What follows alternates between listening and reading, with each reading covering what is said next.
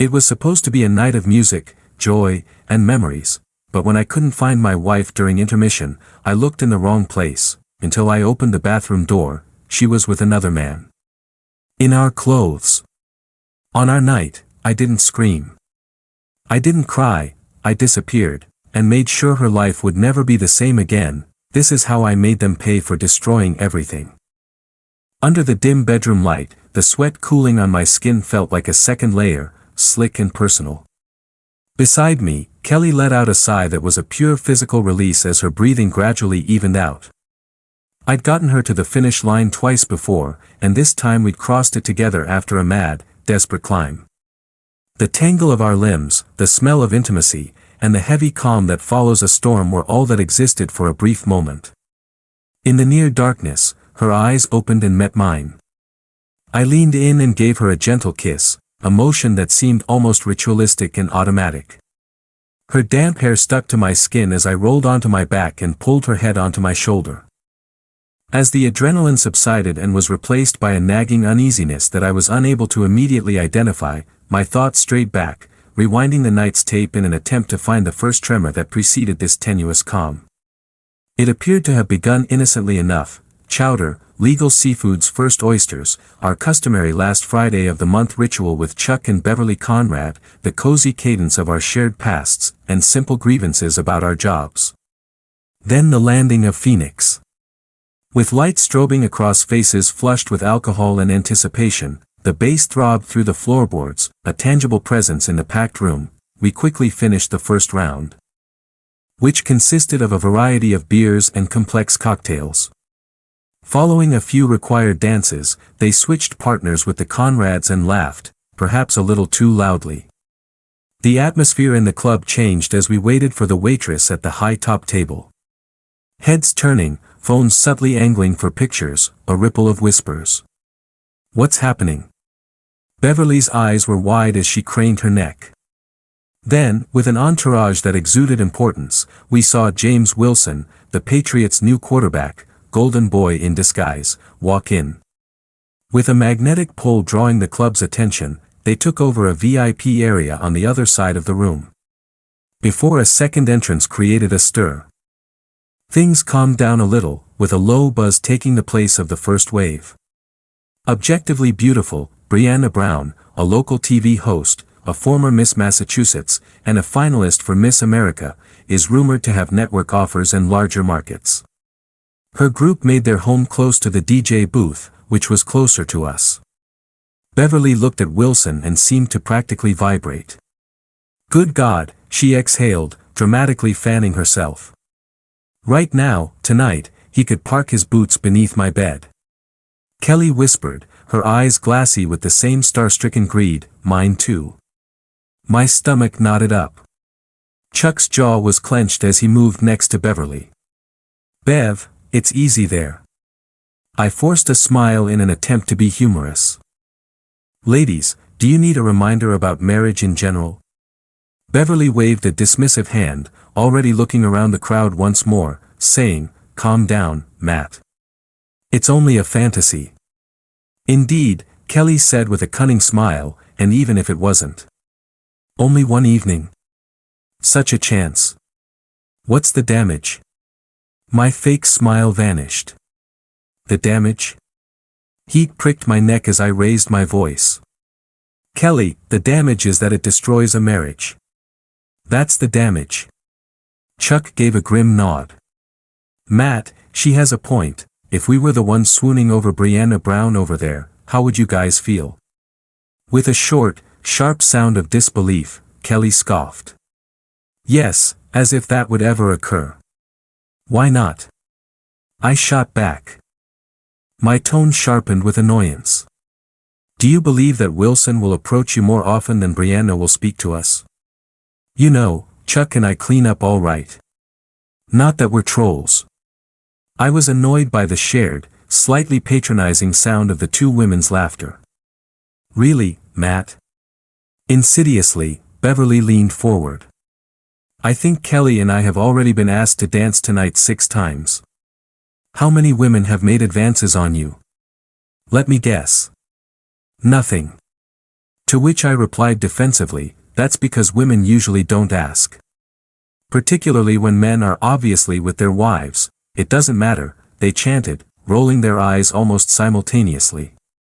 All right, all right. Beverly and Kelly were attractive.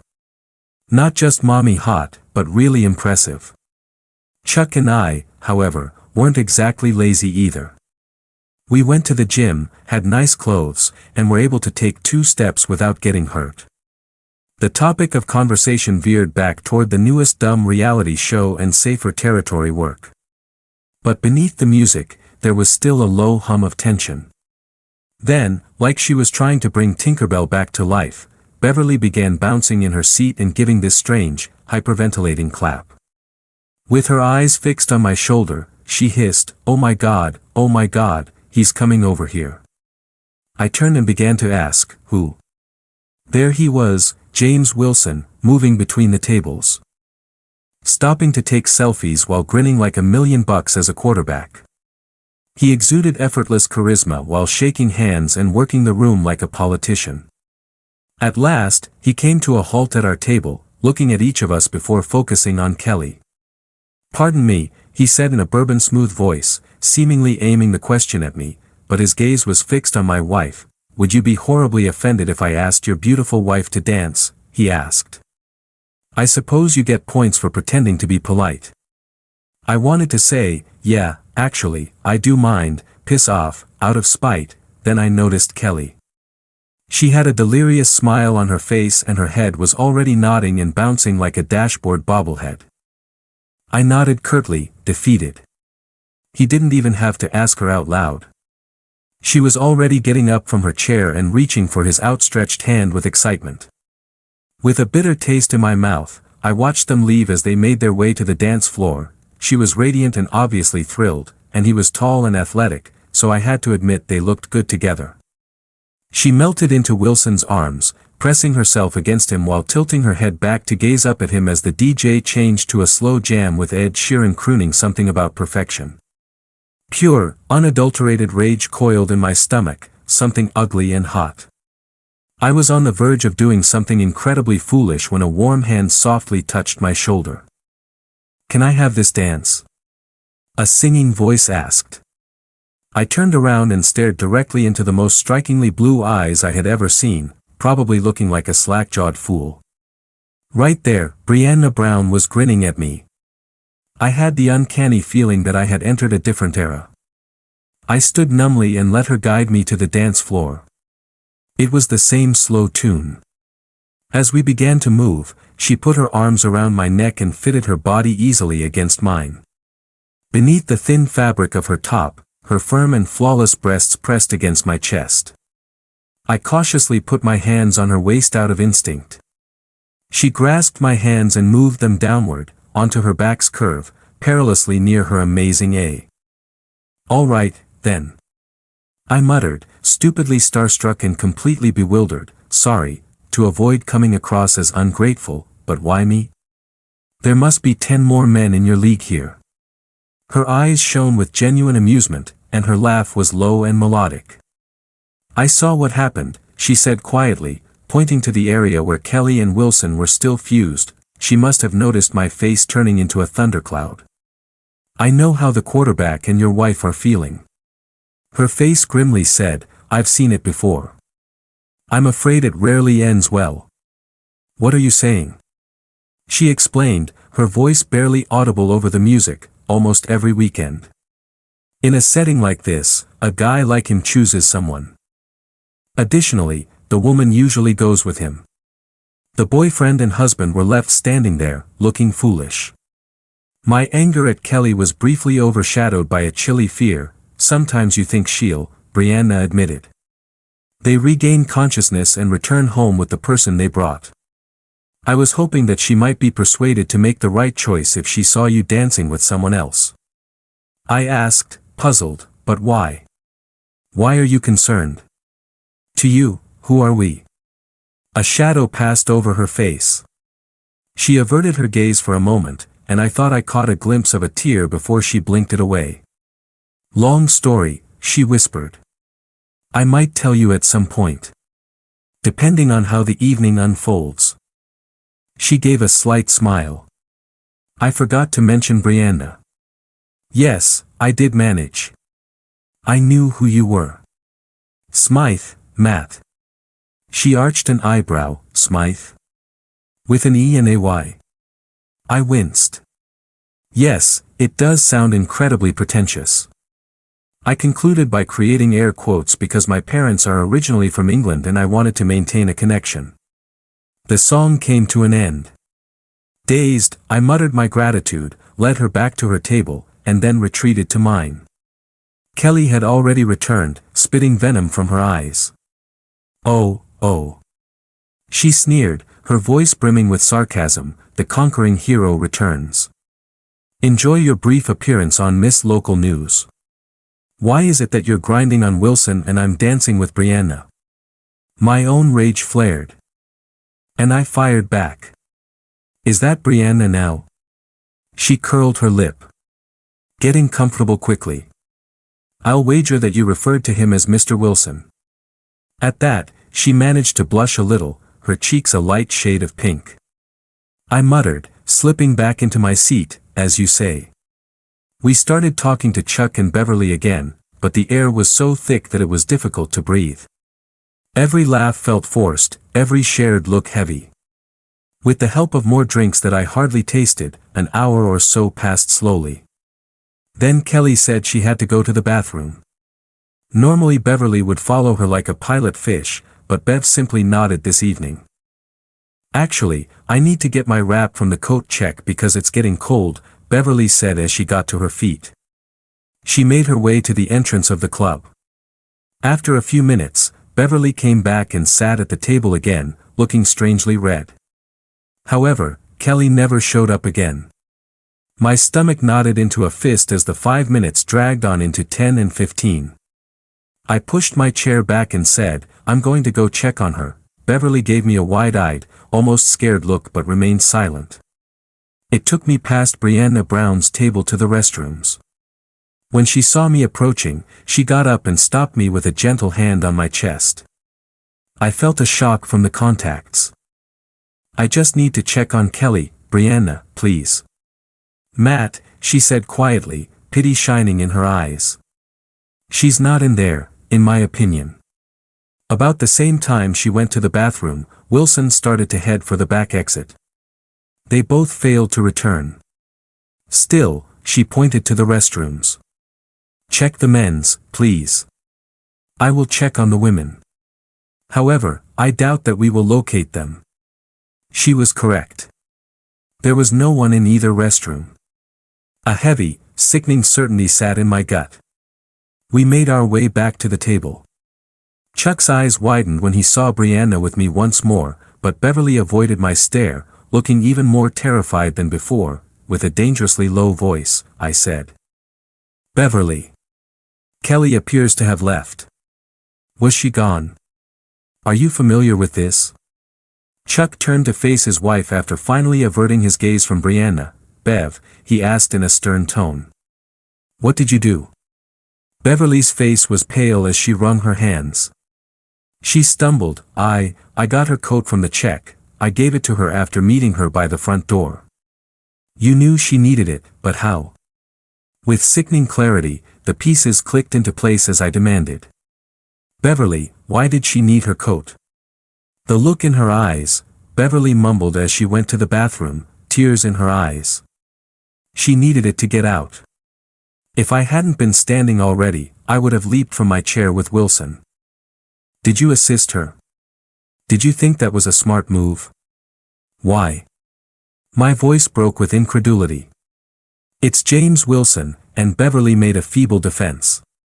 This could be her only opportunity to become a true star. A once-in-a-lifetime opportunity. A true star. It was a mocking phrase that repeated what Kelly had said earlier. Beverly tried a shaky laugh. Come on, Matt, it isn't a huge deal. Furthermore, it appears that you didn't exactly go home by yourself either, she added, casting a pointed glance at Brianna. I had nearly forgotten that Brianna was still there, watching silently. With her eyes locked with mine, Brianna muttered, I wouldn't be so sure about that. Then she grabbed my hand with unexpected vigor. Matt, please, let's leave this place. A lifeline in the roiling sea of my anger and humiliation, she pulled me to the exit. We gathered our coats. The ridiculousness of it struck me as I held hers for her. I mutely thanked them for trying to save my ego back there. I suppose I'll just go back to my empty house and figure out how to get a divorce. Why do you think it's finished? Brianna watched me intently and asked. This wasn't just some drunken mistake, I said, my words tinged with bitterness. Beverly assisted her, and this was a calculated move. This is disrespect on a whole new level, Brianna said abruptly, with a determined gleam in her eyes. Let's take your car. What? Where are we heading? Why should this be a once-in-a-lifetime experience for Kelly alone? She gave me a strange, intense sincerity in her gaze, rather than one of teasing. Her face broke into a radiant, warm smile. I looked at her, thinking. Now what the devil had I got to lose? I already had a smoking crater of a marriage. I thought, what the hell, as my rash impulse overcame the pain. I had nothing better to offer. I mimicked her previous gesture by putting an arm around her waist numbly, and we proceeded to the parking garage. My car, a sensible sedan that felt terribly inadequate all of a sudden, was located. My lady, where to? In an attempt to feel lighter, I asked. She directed me to a posh condo complex in the heart of the city, the kind that offers skyline views and concierge services. Before he noticed Brianna in the passenger seat, the garage attendant appeared prepared to wave me away. His attitude abruptly changed, and he nodded deferentially as he waved me through. I was led by Brianna to a designated area close to the elevators. Her apartment was gorgeous upstairs. The expansive view of the sparkling city lights was provided by floor-to-ceiling windows. It shouted success and was completely different from the suburban life Kelly and I led. Brianna threw her coat on a soft armchair, and I clumsily did the same. She offered a drink as she made her way to a sleek, contemporary bar setup. Slightly shell-shocked, I muttered, whatever you're having. After pouring 2 large glasses of crisp white wine and passing one to me. She settled into a long, low sofa next to her. As I sat there, the only sound breaking the stillness between us was the gentle strains of jazz coming from concealed speakers. I took a sip of the chilled wine, which did little to ease the pain in my chest. Here, what was her angle? Was this what she really expected? Could I? I kept thinking about Beverly's betrayal, Wilson's arrogant expression, Kelly's defiant sneer, and Kelly melting into his arms. In my mouth, my marriage vows felt like ashes. It was obvious Kelly had set hers on fire. Could I? This, too, was a once-in-a-lifetime situation, as Beverly had so kindly noted. Brianna either became impatient or seemed to sense my turmoil. She moved in closer, wrapping her arm around mine and resting her head against my shoulder. Her expensive, flowery scent filled my nostrils, a far cry from the smell of Kelly that had greeted me when I had woken up. Stunned by shock, grief, and a bewildering rush of attraction, I just sat there. At last, she broke the impasse. She got up and gently dragged me to my feet. With the city lights creating patterns on the floor, we began to move, dancing slowly and hesitantly in the center of her living room. There was no hesitation this time. She took my hands and slid them down onto her ass after firmly placing them on the curve of her hips. She had a clear message. Resistance seemed pointless and ineffective. Why not? A dark, vindictive part of me whispered. Later, deal with the consequences. I took the initiative this time. I met her shocked eyes, tilted her chin up, and slammed my mouth into hers.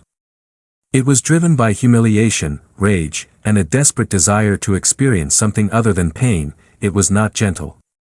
She reacted immediately, wrapping her arms around my neck and giving me a passionate kiss in return.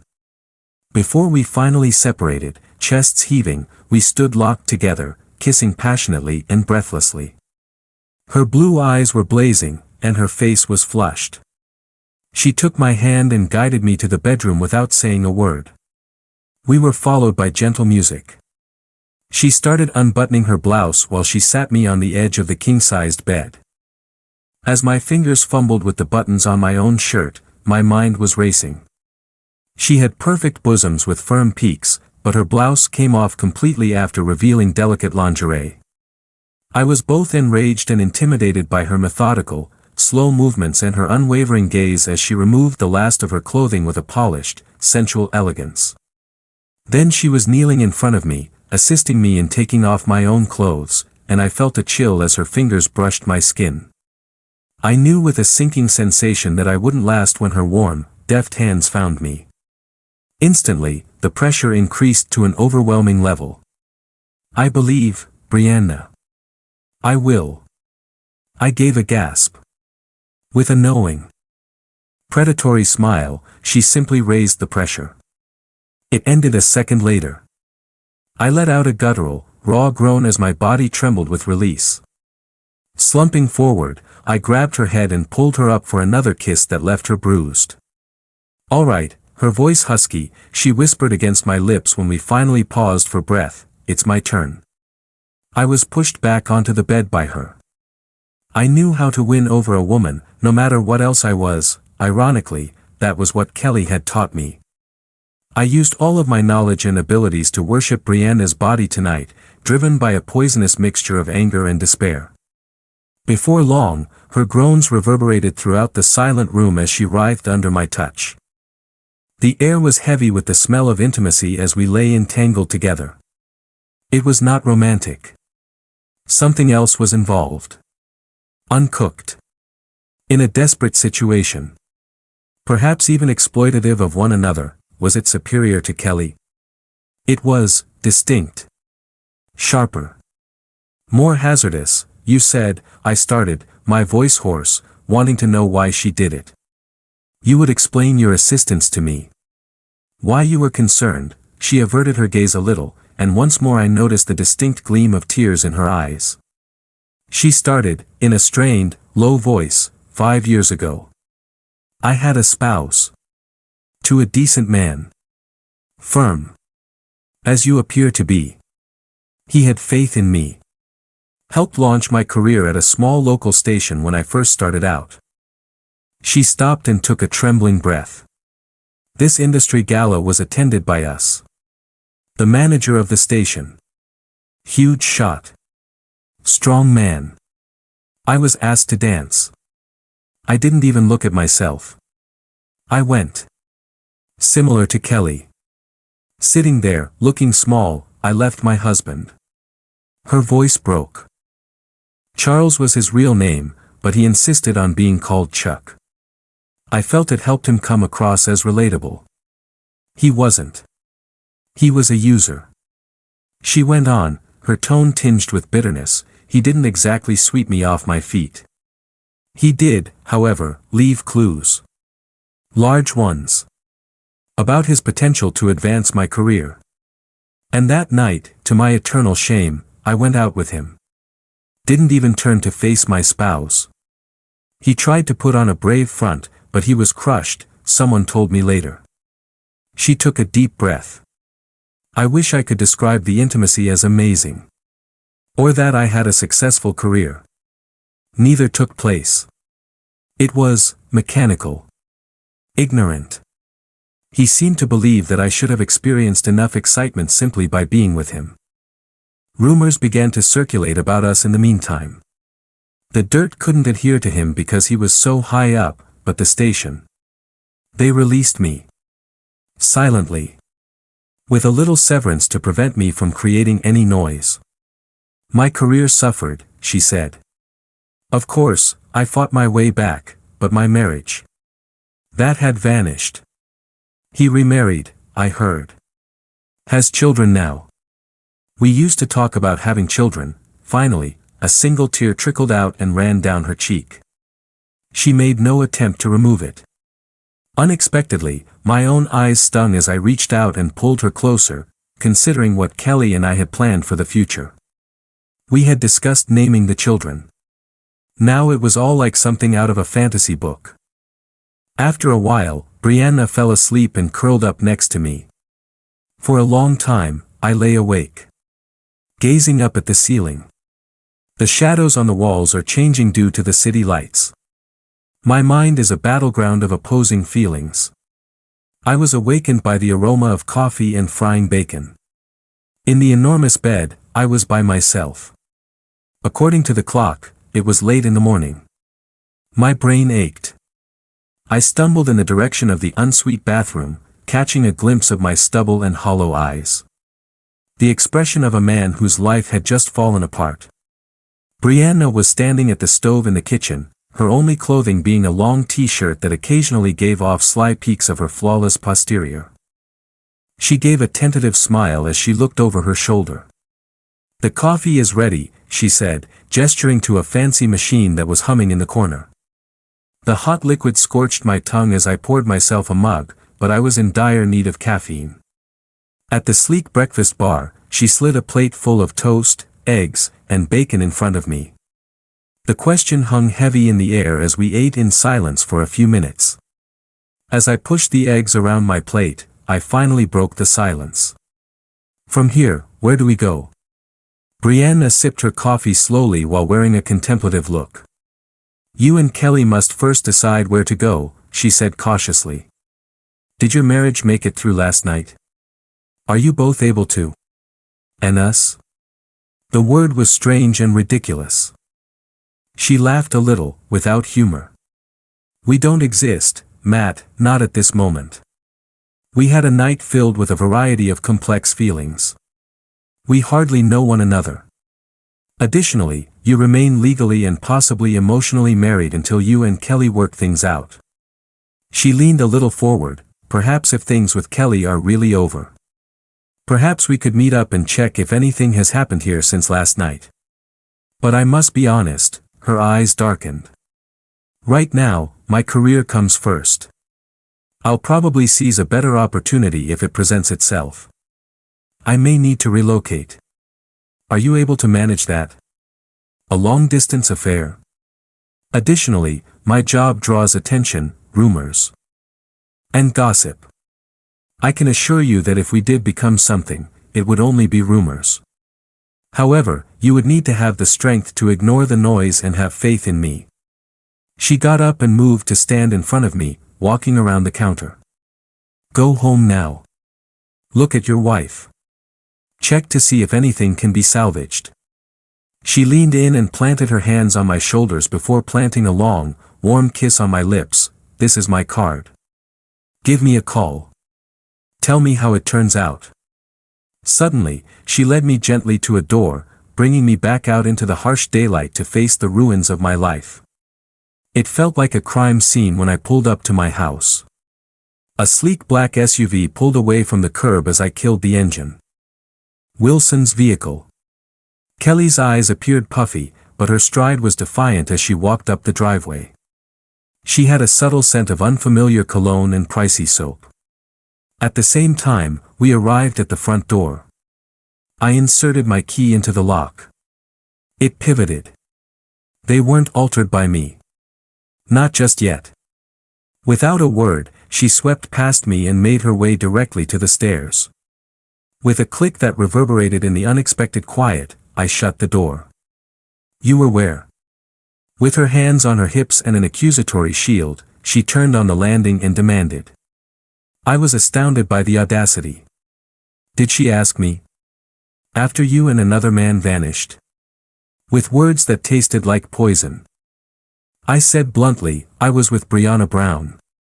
With a harsh, ugly sound, Kelly erupted in laughter. "As if, Matt, please.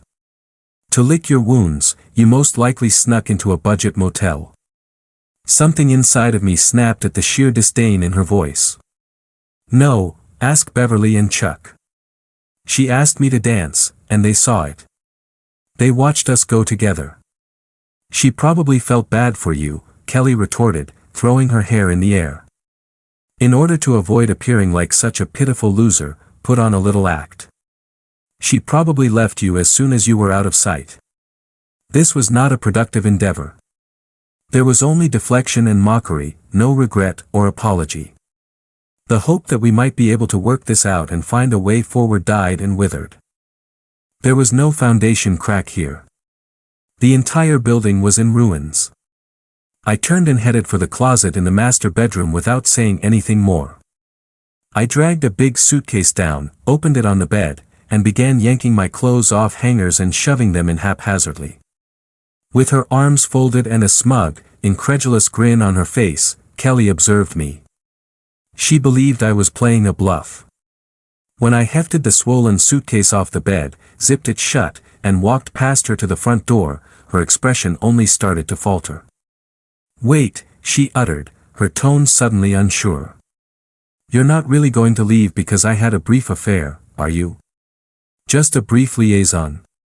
The suitcase thumped to the floor as I whirled around. "You make fun of me in front of our pals.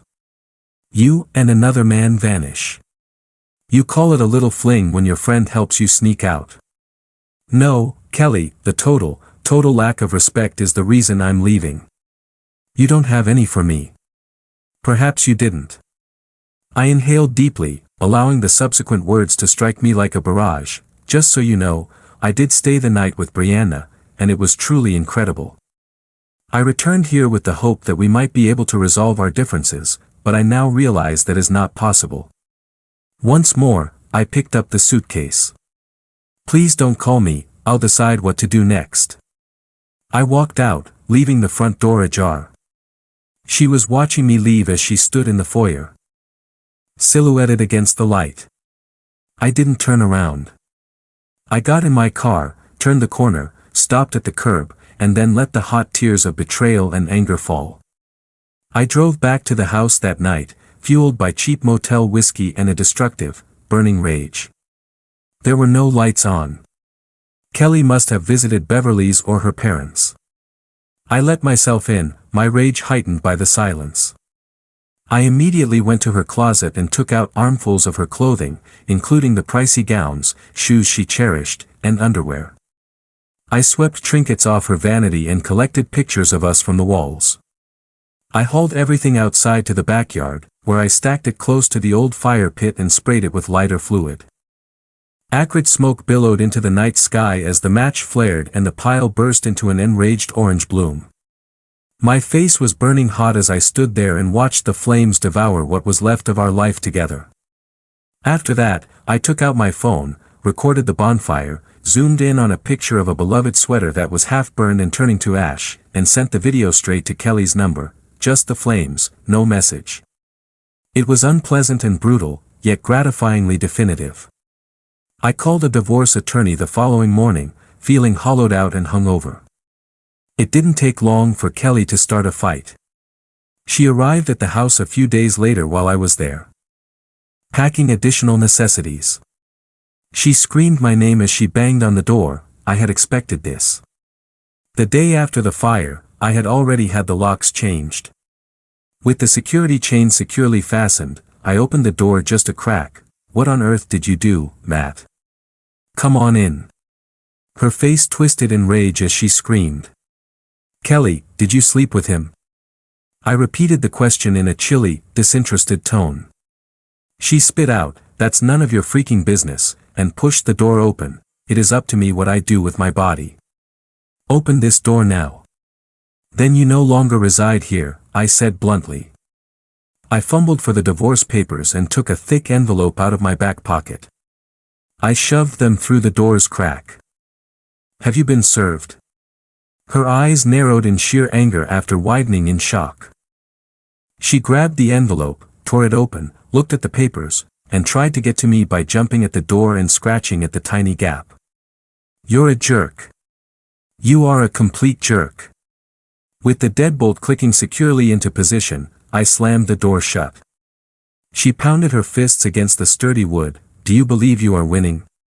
Her voice was muffled but still venomous as she screamed. "You're a loser. You believe I'm hurt by this? All right, go. In any case, I'm leaving you for someone better. Someone wealthy, not a pitiful little man like you. You will regret this for the rest of your life." As she presumably stormed off, I listened to her anger gradually subside as I pressed my forehead against the cool wood of the door. I felt a wave of relief that was unexpectedly strong, along with regret. It was finished. After that, life took a drastic turn. As promised, Kelly began dating James Wilson in public. Online, glossy pictures surfaced. She clings to his arm in a possessive manner at charity events and parties. Perhaps 6 months passed. Then the rumors began, and then there was confirmation.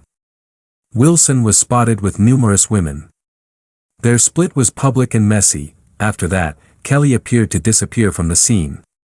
I put all of my energy, suffering, and rage into my writing. The book I had been working on for years suddenly became intense and focused. I began to communicate with Brianna more frequently. Conversations grew from tentative calls.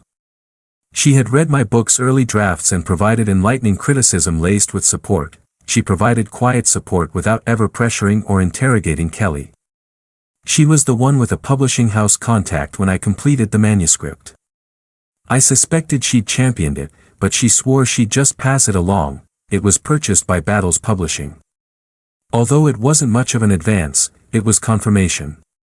The book resonated because it was a thinly veiled fictionalization of rediscovery and betrayal. It sold surprisingly well. After that, it sold incredibly well. Another was requested by my editor. Even better was the second book. I was no longer just Matt Smythe, the man whose wife left him for a quarterback, all of a sudden.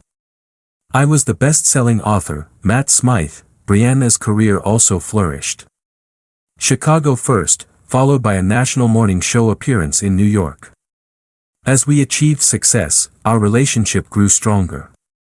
We managed the distance, the demands of her public presence, and my rising stardom. We gained communication and trust skills. I quit my day job after my first book's movie rights sold for an incredible amount of money, not with a ring and a champagne glass, but with airline tickets and a lease for a place in the city. I proposed to Brianna in her apartment in New York. We got married in a low key. Despite the drama of the divorce, my son Danny was my best man and he grew up to be a thoughtful young man. Despite the occasional ache of paparazzi intrusion, balancing jobs, and spending weekends with Danny, life was full, genuine, and joyful. Brianna became pregnant. I felt like I was rewriting my own history when I held our baby girl, Brittany, healing an unknown wound that was still very deep. Years went by. Brittany was a toddler, full of knee scrapes and giggles. It was a cool autumn afternoon, and we were back in Boston for a visit, walking through the upscale outdoor shopping center close to Chestnut Hill. After I said something that made her laugh, Brianna pushed Brittany's stroller. Then I caught sight of her. Kelly. She was holding a paper bag that suspiciously appeared to contain a bottle while she sat on a bench close to a fountain. The change was startling. Her once bright hair had grown lanky and lifeless. Her clothes were ill-fitting and worn. Her face was swollen and marked with wrinkles that weren't caused by aging. They talked about alcohol and hardship. She appeared thin and fragile, a shadow of the person I had once been married to. We looked at each other. A flash of recognition was followed by a surge of intense, unfiltered emotion. Shame, shock, and possibly resentment. She saw Brittany's bright, inquisitive face, the stroller, and Brianna. Kelly stumbled a little as she clambered to her feet. Her eyes were wild and focused on me as she stumbled towards us. Her voice was a harsh croak, "Matt. Oh God, Matt." A few feet away, she paused, her eyes consuming our small family. Then she crumpled her face. Ignorant of the shoppers stepping around her, she dropped to her knees on the immaculate brick walkway. "Please, Matt," she cried, extending a quivering hand in my direction. "Return me, please. I made a mistake. I made a huge mistake. Now I see that." Her ravaged face was streaming with tears. "Matt, he cheated. They all did. I have nothing left. I drink too much and live in this dingy trailer outside of Revere." She lowered her voice to a frantic murmur. I occasionally purchase food from the carts. I can only afford that. Matt, please know that I still adore you. Assist me. I was momentarily unable to speak due to shock. Brianna took a small step forward and automatically wrapped her protective arm around my waist, her face displaying a mix of sympathy and cautious firmness. Sensing the tension, Brittany began to fuss in the stroller. I found my voice, tentative but determined. I knelt down and kept a short distance away from Kelly. I'm sorry things went this way for you, Kelly. I'm so sorry. However, that life, our life, is over. That was a long time ago. Her ragged, harsh sobs became more intense. However, I was mistaken. One error. Kelly, I said quietly and regretfully, it wasn't just one mistake. It was all of the following. Everything that you did and said. I got up and gently drew Brianna away. I am unable to assist you. Not in that manner. Our lives have changed since then. She was kneeling there on the sidewalk when we left, her gloomy sobs trailing us around a corner. The encounter served as a somber reminder of how different paths can diverge, casting a long shadow over the remainder of the day. Life went on. My first book was picked up by Hollywood, who turned it into a highly regarded and financially successful movie. There were more books after that.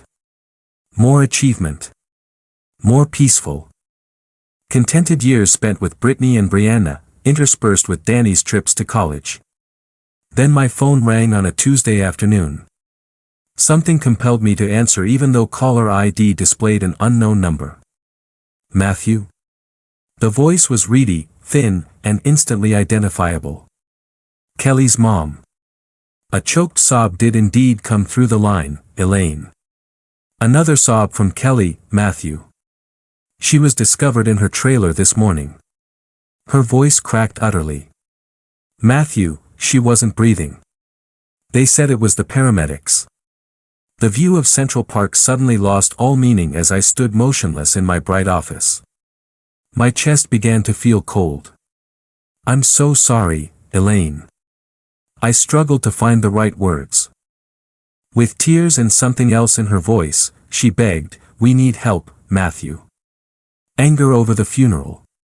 She had nothing saved, no insurance, nothing.